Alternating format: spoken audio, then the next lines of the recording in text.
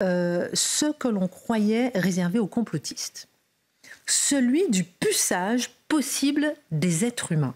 Cette hypothèse de science-fiction n'en est plus une. Dites-nous pourquoi. C'est incroyable. Alors moi j'ai lu ça, j'ai lu l'article de France Info, donc je précise, c'est pas je ne sais quel truc périphérique lointain complotiste, France Info quand même, c'est réglo là.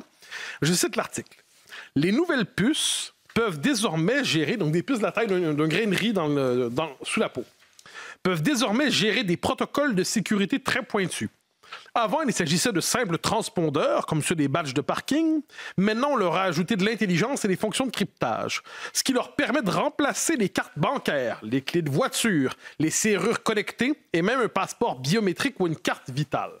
Alors, je m'excuse, on appelle ça, c'est le passage vers le cyborg. Et là, on dira, mais vous inquiétez de quoi exactement? Mais est-ce qu'on se rend compte le pouvoir de contrôle social et de domestication de l'individu qui accompagne ça? Parce qu'il ne faut pas s'inquiéter, le pouvoir finit toujours par s'emparer, pas par je ne sais quel complot, mais c'est dans sa nature des innovations technologiques pour les mettre à son service. Et je redoute, quant à moi, le citoyen hyper pucé de demain qui porterait sous la peau, dans son grain de riz, son dossier médical, probablement aussi peut-être son bilan carbone dans le cadre de la lutte contre les changements climatiques. Bip bip, on peut pas prendre la... avec le nombre de voyages, c'est autorisé, c'est pas autorisé. Est-ce qu'il peut manger au restaurant? Est-ce qu'il a mangé trop de viande ce mois-ci? Son dossier médical, son dossier fiscal. Alors qu'est-ce qu'on... Et avec le monde, donc, on pourrait dire de la numérisation intégrale de l'existence, avec la disparition de l'argent liquide, avec le fait qu'il soit désormais possible de suivre chacun dans le fichier universel des pucés, eh bien, je m'excuse, mais ce qu'on voit là, c'est pas du complotisme, c'est simplement redouter l'effet politique d'un changement technologique auquel, par ailleurs, plusieurs consentent. Alors, vous semblez opérer un saut assez rapide du puçage à la tyrannie, quand même, non? C'est pas... Non, je pense... 4000 personnes ont déjà mis cette puce-là en Suède. Ah non, mais là, ça, c'est fascinant. C'est que la disponibilité de nos contemporains, chaque fois qu'on leur offre une facilité technologique, ils sont tellement heureux de converger vers cet asservissement technologique en l'écranisation de la vie. Le fait que tout soit désormais sur ça, c'est quand même assez fascinant. Et moi, je dis, la prochaine étape de tout cela, c'est le consentement, en fait, au fait de devenir soi-même des cyborgs, d'une certaine manière. Donc, c'est le fait que l'individu accepte désormais d'être fiché, pucé.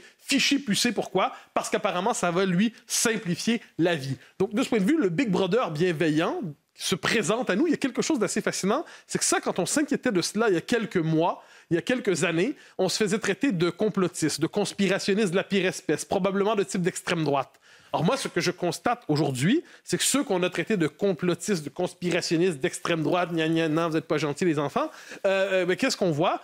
Ces gens-là avaient une intuition légitime quant à la nature, justement, la possibilité de contrôle social portée par ce puçage universel, qui est aujourd'hui une activité commerciale recommandée et même trendy et un peu cool. Alors, méfions-nous quand même. Je vais regarder ce que les complotistes des prochaines années vont dire pour savoir finalement ce dont on doit s'inquiéter quelques années plus tard. Incroyable.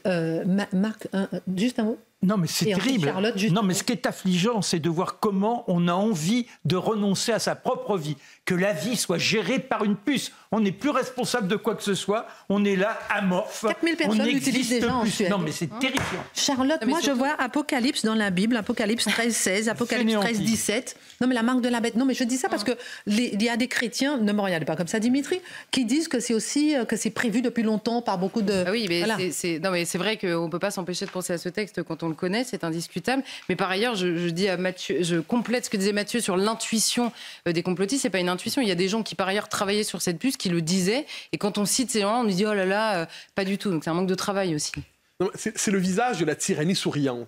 Faut jamais oublier ça. Le visage de la tyrannie souriante. Tout comme en 2012, un médicament avait été mis en place. On avait dit que ça permettra de guérir le racisme et donc de contrôler les émotions sociales mauvaises. Pour l'instant, on n'y est pas encore. La régulation pharmaceutique des émotions de la population, le puçage de la population. Parlant ainsi, j'ai l'impression d'être un zouin-zouin avec un chapeau étrange, un entonnoir sur la tête. Et pourtant, je me contente de lire ce qu'il y a dans les journaux. Et on voudrait me faire passer pour fou, me contentant de lire ce qu'il y a dans les journaux. Incroyable.